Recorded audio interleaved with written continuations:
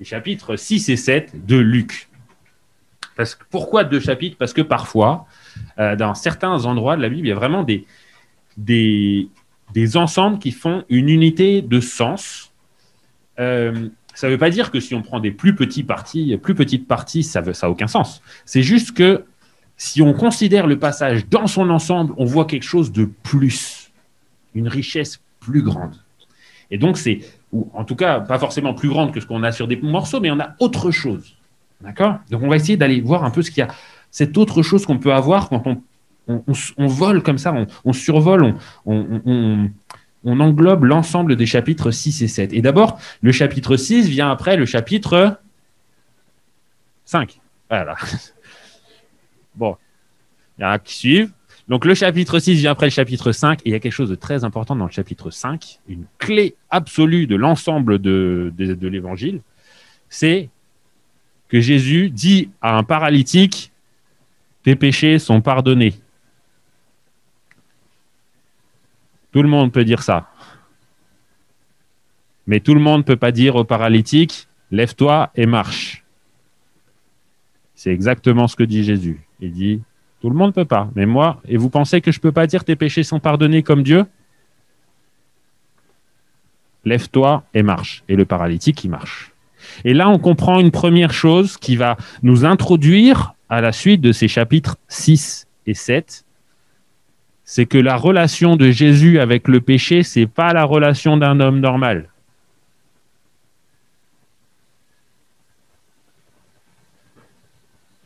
On en arrive au chapitre 6, qui commence avec une anecdote des plus banales. Je pense qu'il n'y a rien de plus banal dans toute la Bible. Bon, peut-être je m'avance un peu. Mais on parle quand même des disciples qui se promènent, et en se promenant, ils prennent des grains de blé et ils grignotent. Dans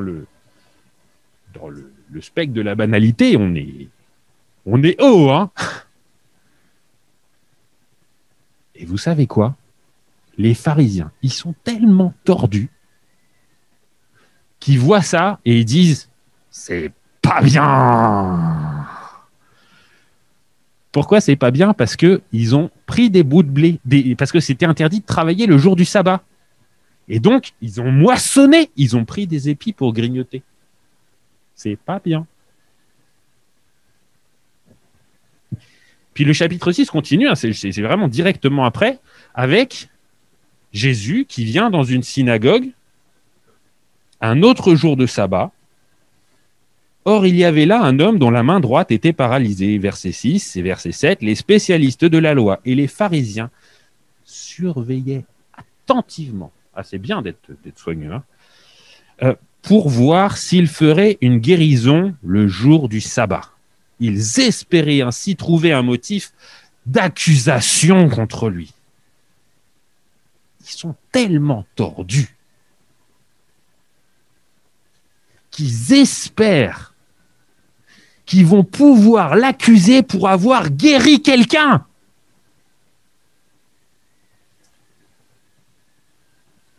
Accusé pour avoir guéri quelqu'un, parce que c'est le jour du sabbat.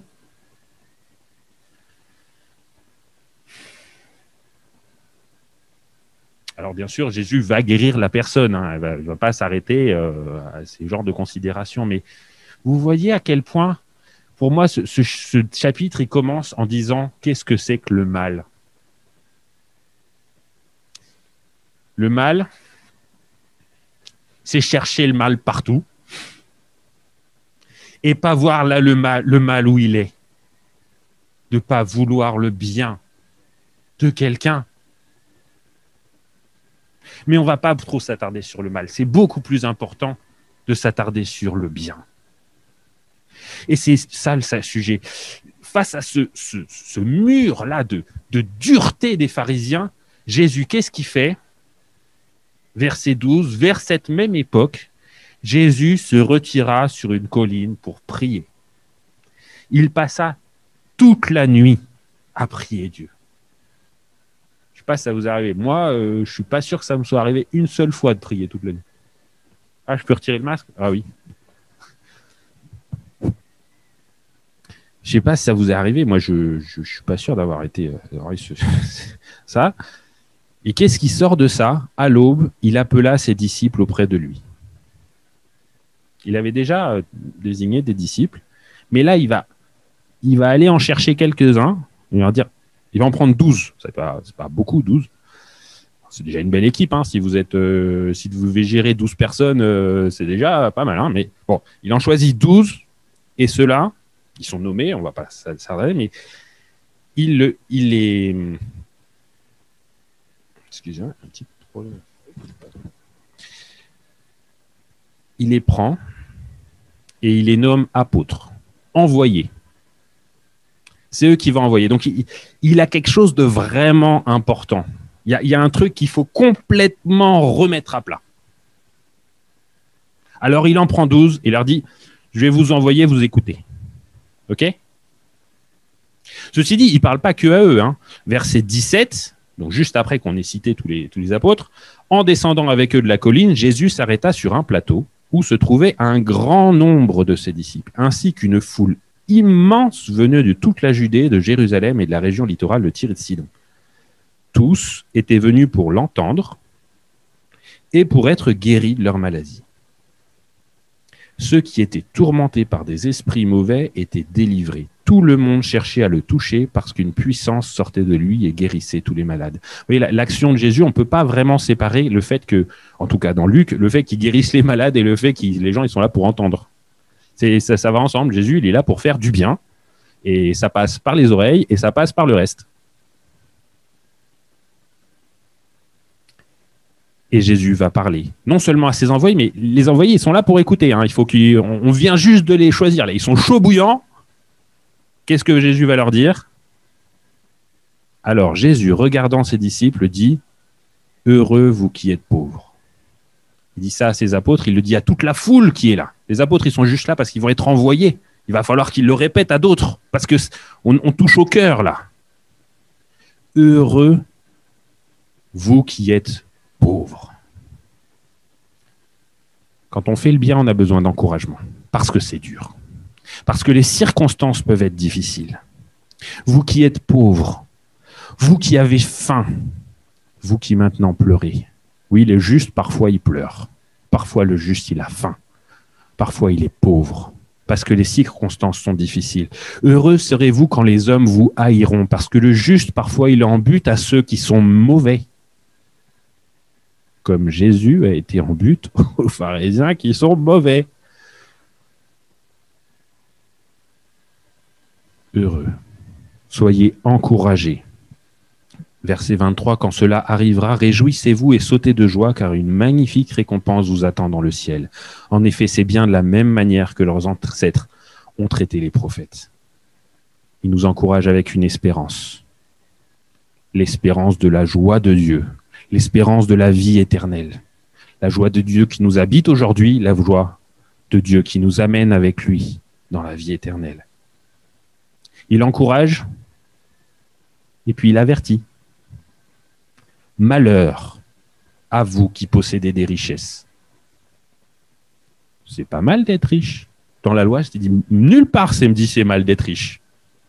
Et pourtant, Jésus dit malheur. Malheur à vous qui maintenant avez tout à satiété. Ils ont bien mangé, bien repu, tout va bien. C'est pas mal de plus avoir faim, c'est pas mal de manger. Et pourtant, Jésus dit malheur. Malheur à vous qui riez, malheur à vous quand tous les hommes diront du bien de vous. Alors ça, c'est la meilleure, quoi. La personne est bien sous tout rapport. Et Jésus dit malheur. Pourquoi? Car c'est de la même manière que leurs ancêtres ont traité les faux prophètes. Et quand on fait pas bien, pas de mal, rien à personne, on gêne personne. Et parfois, quand on fait du bien, ça dérange. Quand on dit du bien, ça dérange. Si les pharisiens, ils ont trouvé à redire à Jésus qui guérit un homme, ils trouveront à redire. Et c'est un avertissement.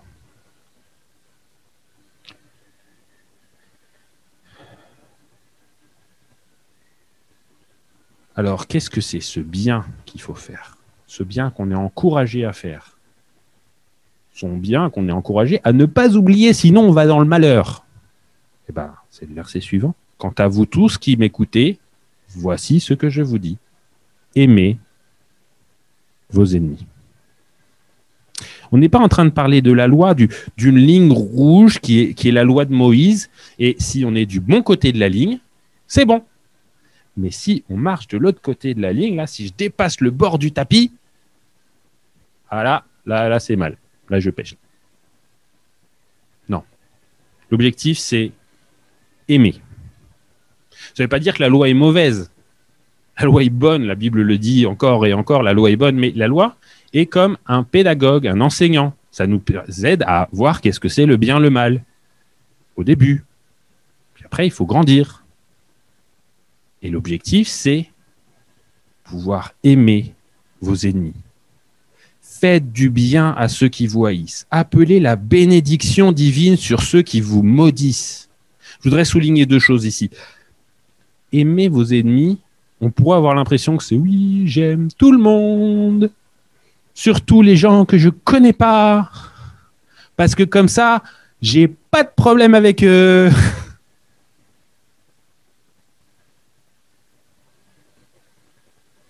Et c'est pas de cet amour-là dont il parlait, c'est l'amour qui, aimez vos ennemis, faites du bien à ceux qui vous haïssent. C'est actif.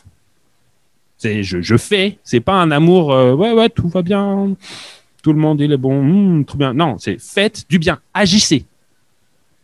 Et puis, c'est pas juste faire du bien, c'est appeler la bénédiction divine sur ceux qui vous maudissent. Vous savez, quand on appelle quelque chose, c'est quelque chose qu'on n'a pas encore. Appeler, c'est quelque chose qui se préoccupe du futur.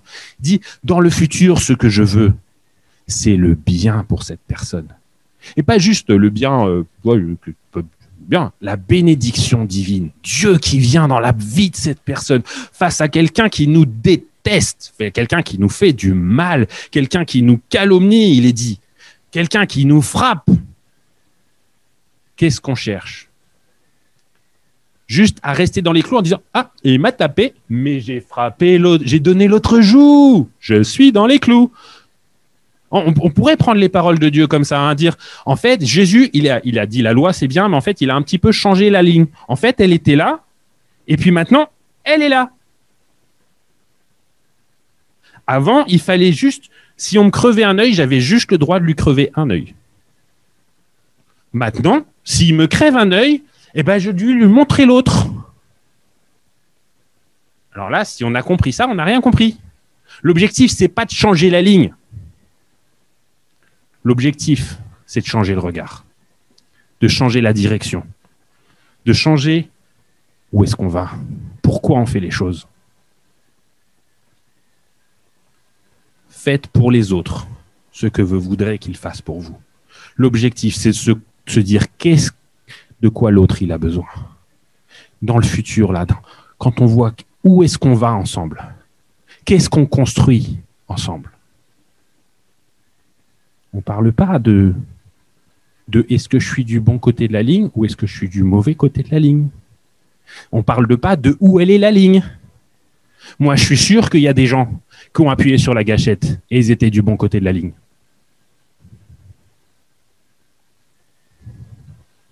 Et pourtant, là, ça colle pas. Hein. Inversement, il y a des gens, ils ont tendu l'autre joue et je suis sûr qu'ils étaient du mauvais côté de la ligne aussi. Hein. Est-ce qu'on peut dire que ouais, un conjoint battu, tout va bien, on reste? Non, on peut pas dire ça. On peut pas non plus juger. On peut pas lui dire tu devrais partir. On peut pas lui dire tu devrais rester. Non. On est dans une situation pourrie. On est dans une situation où, comme dans toutes les situations, on est appelé à bâtir. On est appelé à construire. On est appelé à se projeter en disant, comme le dit Jésus à la fin de ce passage, au verset 36, « Votre Père est plein de bonté, soyez donc bons comme lui. » On est appelé, pas à rester du bon côté de la ligne, à être bon. Mais pas juste bon, ça va. On est bon comme Dieu. Dieu, il est parfaitement bon. On est appelé à être parfait, malheur sur nous. La question, c'est pas est-ce que j'ai le droit de faire ça? C'est est-ce que tu es en train de choisir la bonté, le bien maximum, être bon comme Dieu? Est-ce que ça, la question, comme je disais tout à l'heure, c'est pas est-ce qu'une femme, elle a le droit de se peindre les ongles ou de mettre des boucles d'oreilles? Est-ce qu'un homme, il peut jouer aux jeux vidéo ou pas quand il est chrétien? Ou l'inverse? La question, c'est est-ce que ce que tu fais, ce que tu recherches, c'est être bon comme Dieu? Quelle exigence, mes amis. Ceux qui pensent que ça, c'est juste la grâce au rabais, parce qu'on n'est pas sauvé par les œuvres, ils se plantent. L'objectif, le standard, c'est Dieu. Et on pourrait être écrasé par ça. On pourrait être écrasé si Dieu était juste appelé Dieu ici. Mais comment il est appelé? Il est appelé notre Père. Votre Père est plein de bonté. C'est le Père qui nous aime. Le Père qui, quand il voit un enfant faire une bêtise, ce qu'il veut, c'est pas qu'il soit puni, même si ça peut passer par là. Ce qu'il veut, c'est que l'enfant ne refasse pas la bêtise, que l'enfant il grandisse, que l'enfant il devienne quelqu'un d'épanoui, que l'enfant il devienne quelqu'un qui apporte aux autres, qui donne, qui reçoit, qui est en bonne relation avec les autres. Dieu est notre Père. Et il veut qu'on soit bon, pas parce que sinon c'est mal. Il veut qu'on soit bon parce que c'est le meilleur pour nous et c'est le meilleur pour tout le monde autour. Et que c'est en cherchant à être bon comme Dieu qu'on fait vraiment le bien. Et forcément, quand on a cette vision-là du bien et du mal, verset suivant, ne vous posez pas en juge d'autrui. Oui, si savoir ce qui est bien et ce qui est mal, c'est un peu une question d'appréciation, de voir qu'est-ce qui est bon, qu'est-ce qui m'amène à être comme Dieu. On ne peut pas trop juger, surtout que Dieu est bon, mais le monde, il est pourri. Et donc, on est obligé de gérer des situations qui ne sont pas bonnes, mais avec l'aide, le guide, et on va le voir, la puissance de Dieu. Ne vous posez pas en juge d'autrui et vous ne serez pas vous-même jugé. Si vous êtes à essayer de faire des règles qui marchent dans tous les coups, c'est pas que la règle en elle-même est mauvaise. Et souvent, ça permet de se dire, si on est tout le temps du mauvais côté de la ligne, il faut se poser des questions. La règle n'est pas mauvaise. Mais on ne peut pas être obnubilé par la règle. La règle n'est qu'un moyen, qu'une aide. On ne peut pas passer son temps à régler des choses. Si on est comme à mesurer, et dans ce passage-là, à dire voilà, ça c'est bien, ça c'est pas bien, machin. Qu'est-ce que Jésus dit? Un aveugle peut-il guider un autre aveugle? Oui, parfois on n'arrive pas à voir ce que c'est le bien. Comment on va guider les autres à dire non? Ne vont-ils pas tous les deux tomber dans le fossé? Le disciple n'est pas plus grand que celui qui l'enseigne, mais tout disciple bien formé sera comme son maître. Oui. Jésus lui-même, ce qu'il dit, c'est aime ton ennemi, sois bon comme Dieu. C'est pas tends la joue droite, tends la joue gauche quand on t'a frappé sur la bout de droite. C'est pas ça qu'il dit. Et si lui ne se permet pas de dire ça, alors nous, on ne peut pas le dire non plus. Et il faut l'écouter, ça. Il y a des avertissements. Il dit un bon arbre ne peut pas apporter de mauvais fruits. Il faut se poser des questions. Qu'est-ce que ma vie apporte? Qu'est-ce que j'amène?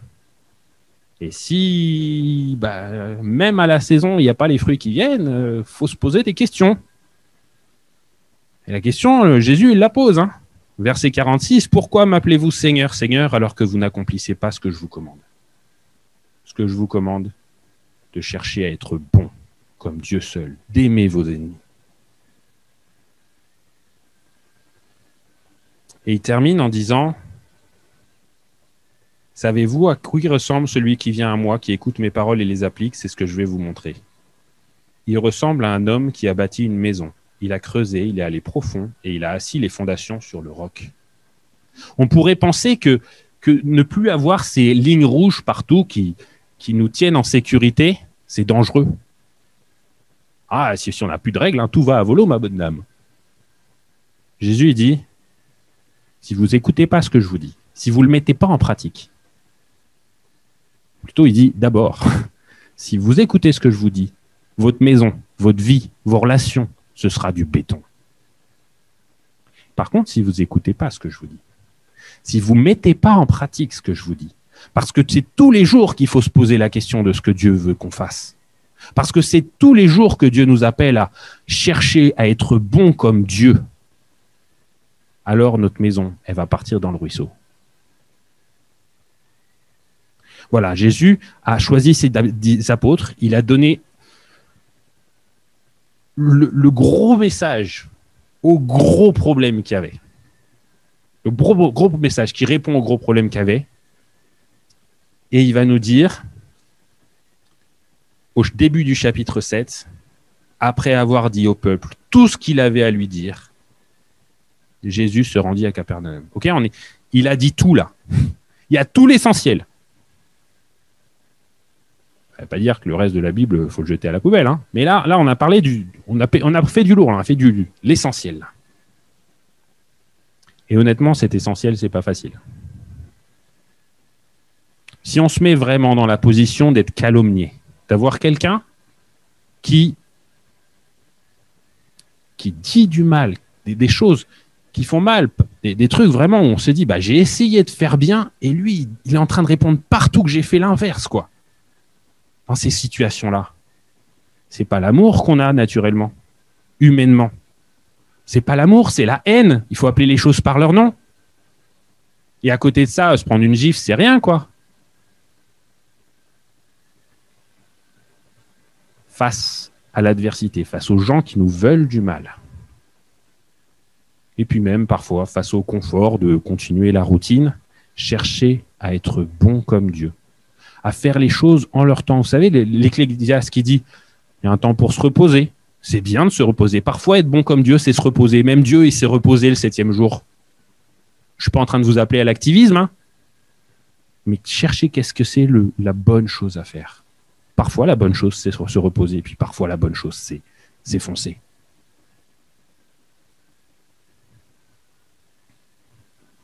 Sauf que ça, comme je disais, c'est pas humain. Quand on est parti, on a tendance à partir jusqu'au mur. Puis quand on s'arrête, on a du mal à redémarrer. C'est pas humain. C'est pas humain. Ben non, c'est divin. Et c'est pour ça qu'on a besoin du chapitre 7. Parce que le chapitre 7, quand Jésus va à Capernaum, c'est pas pour faire ses courses. C'est pour rendre la vie à un mourant. C'est l'esclave du centenier romain. Vous savez, l'occupant d'Israël. Alors c'est un gentil, lui. Hein, tout le monde l'aime bien et tout, mais c'est quand même l'occupant. Bah, Jésus va rendre la vie à son esclave mourant. Et puis, on va passer un tout petit peu plus de temps, on va lire en détail ce que Carrie avait déjà lu. Ensuite, donc on est toujours dans cette même séquence-là. Jésus se rendit dans une ville appelée Naïn. Ses disciples et une grande foule l'accompagnaient. Comme il arrivait à la porte de la ville, il rencontra un convoi funèbre. On enterrait le fils unique d'une veuve. C'est une situation dramatique. À la fois d'un point de vue émotionnel et puis d'un point de vue financier. Une femme veuve, elle a des problèmes pour subvenir à ses besoins essentiels, en particulier à l'époque. Beaucoup d'habitants de la ville suivaient le cortège. C'est bien ou c'est pas bien de suivre le cortège, d'accompagner quelqu'un dans sa douleur? Moi, je dis que c'est bien. C'est bien. Mais que fait Jésus? Le Seigneur vit la veuve et il fut pris de compassion. J'aime bien une autre version qui dit « il fut ému de compassion ». Vous savez, quand on a les tripes qui bougent là, on est ému. Ému comment? De compassion. La compassion, ça veut dire souffrir avec. La compassion, c'est quand on est là. Il souffre avec cette pauvre femme. Et ça, c'est ce qui va faire que Jésus, derrière, il lui dit « Ne pleure pas ». C'est pas « Non, non, mais pleure pas, ça va aller ». C'est la compassion qui dit « Pleure pas ». Et qui dit pas juste « Pleure pas », mais qui s'approche de la civière, pose sa main sur elle. Les porteurs s'arrêtent. « Jeune homme, dit-il, je te l'ordonne, lève-toi ». Le mort se redressa, s'assit et se mit à parler. Et Jésus le rendit à sa mère. C'est bien ou c'est pas bien? La question, elle se pose même pas. On parle pas du bien avec un petit b, là, on parle du bien avec un grand B. On parle du bien de Dieu. Entendez-moi bien, je ne suis pas en train de dire que les gens qui accompagnaient le cortège, ils n'étaient pas bien, ils faisaient pas ce qu'ils avaient à faire. Mais si vraiment Dieu agit dans une vie, ça fait un autre effet quand même.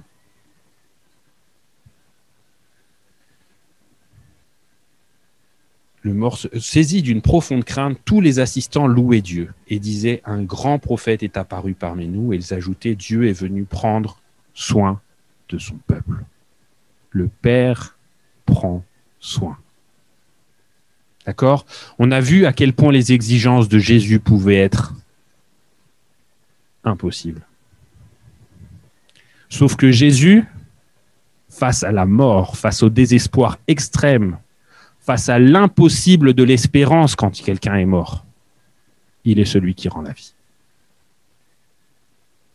Je pense que c'est dans cette perspective-là qu'on doit voir des choses parfois qui peuvent paraître complètement déraisonnables, de tendre l'autre joue quand on nous frappe, d'appeler la bénédiction sur quelqu'un qui nous déteste.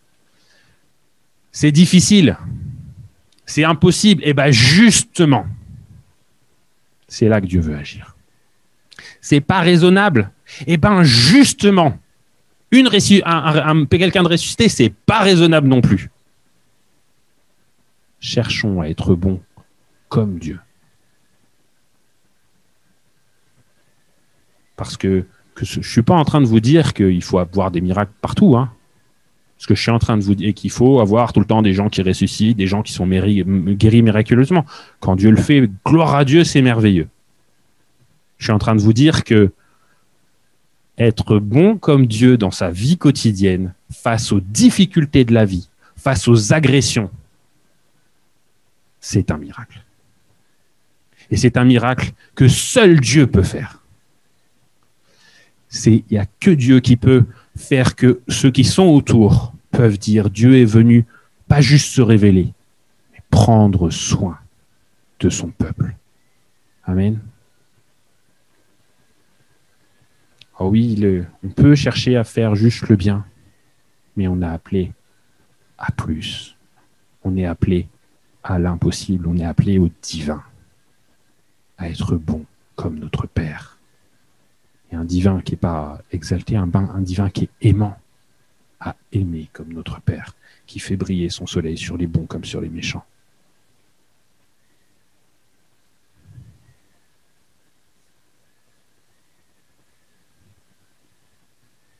Est-ce que vous êtes d'accord?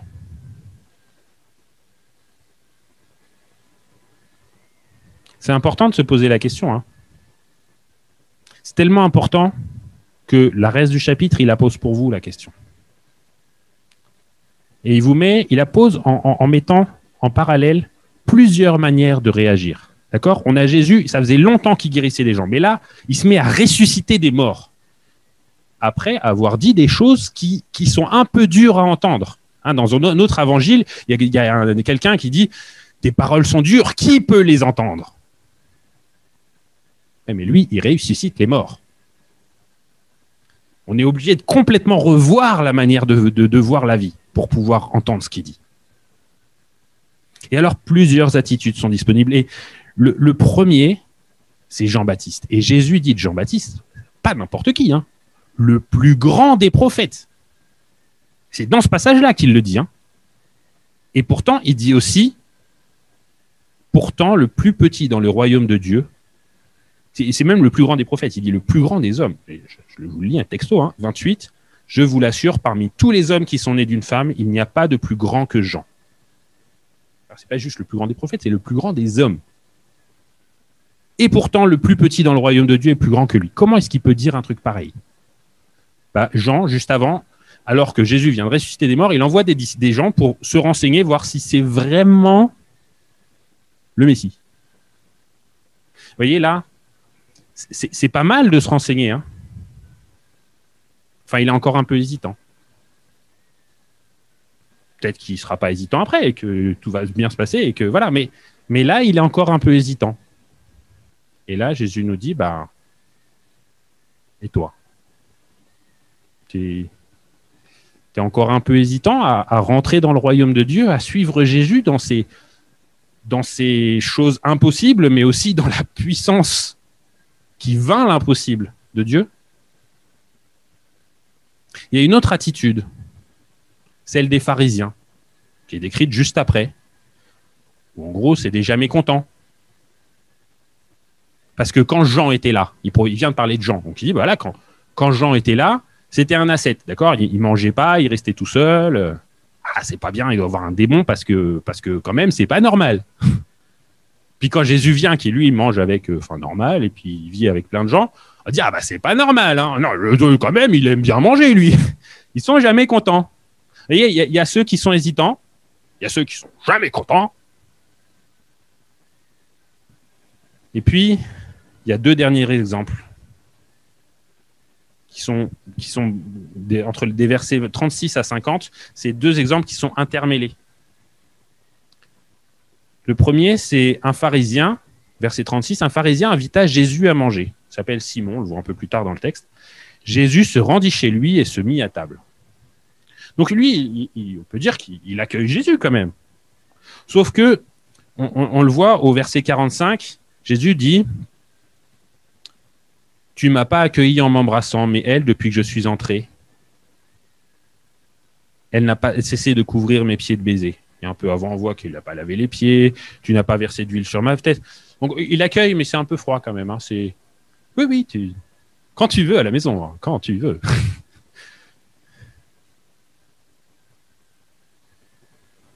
C'est une attitude possible aussi. Mais pour bien qu'on voit que c'est pas possible de garder une attitude pareille, dans le même passage, il est dit au verset 37, « Survint une femme connue dans la ville pour sa vie dissolue. » C'est une manière gentille de dire qu'elle c'est une prostituée. Hein. Et la prostituée, déjà pour nous, hein, on a tendance à pas mettre les prostituées très haut, mais vraiment dans la culture biblique, la prostituée, c'est parce que pour les gens, c'est tellement clair que c'est le pire qu'on puisse faire. Quand Jésus parle du pire, quand il dit, voilà, ce que vous faites là, c'est n'importe quoi, il dit, ça, c'est comme la prostitution. C'est partout dans la Bible comme ça. Qu'on a une prostituée. Elle, c'est pas un pharisien. Hein. Elle n'est pas restée du bon côté de la ligne. Hein.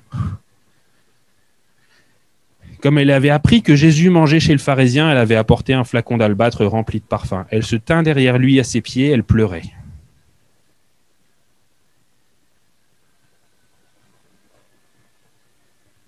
Elle pleurait. C'est si vraiment on accepte, enfin, si vous croyez tout ce que je viens vous dire, si on croit, il y a un moment où on pleure. On peut pas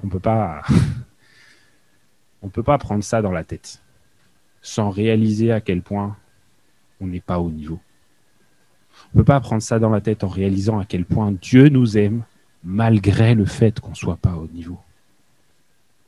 Et là, quelqu'un normalement constitué, il pleure. Elle se mit à mouiller de ses larmes les pieds de Jésus. Alors elle les essuya avec ses cheveux et en les embrassant, elle versait le parfum sur eux. On a 4 attitudes, 4 manières de répondre à ces injonctions impossibles de Jésus. Soit on accepte ces injonctions. Soit on accepte cette nouvelle manière de voir le bien et le mal. Soit on accepte Jésus qui peut, parce qu'il est le Dieu de l'impossible, nous faire ce qui est impossible. Soit on accepte les obligations et le moyen de remplir ces obligations. Et dans ce cas-là, On ne cherche pas à être une femme, un homme respectable. On cherche juste à à devenir comme Dieu. Parce qu'il n'y a pas de ligne rouge que ça va bien. Non, il faut tout donner. Tout. Soit on reste hésitant. Pas mal, mais hésitant. Sur le bon chemin, mais hésitant. Soit on n'est jamais content. Parce qu'aujourd'hui, d'abord, le prédicateur, il avait un truc, ça tendait un peu vers le rose, ça ne se fait pas. Soit on accueille poliment, très poliment. Soit on abandonne.